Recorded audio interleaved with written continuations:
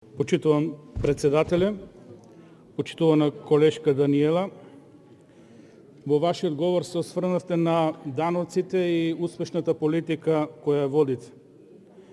Не се согласувам со вашите констатации, од проста причина што оваа година во буџетот планирате средства по основ намалување на даночна евазија.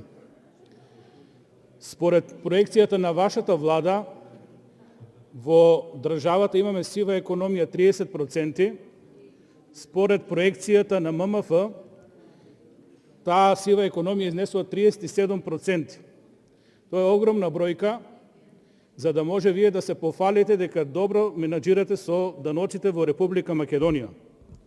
Овде се поставува едно прашање. Дали тоа можете да го направите во изминатите години? Мислам на сивата економија, а не го направивте? Или не можете, па сега го само планирате како да најдете начин како да покриете дупките во буџетот кој го имате за 2021 година. Иначе, што се однесува до даночната политика на владата, вие сте познати како пишман влада. Знаеме како заврши прогресивниот данок, ке го носите, не го носите, го одлагате и самите не знаете во која состојба е истиот. Што се однесува до ДДВ, овде само еден коментар ќе кажам. Оптоварени со ДДВ ви се тестовите за корона во приватните лаборатории, а маските за лице кои се задолжителни согласно закон ви се оптеретени со 18% ДДВ. И тоа е начин како го полнете буџетот, а можете да помогнете барем во оваа сфера.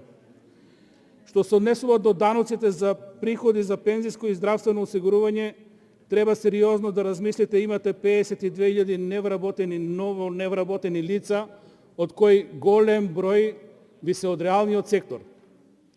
Ги потполнувате со партиски вработување во администрацијата, кои ви се расход, а овие претходниве кои останаа без работа, придонесуваа за полнење на буџетот. Ке имате сериозен проблем во однос на оваа разлика.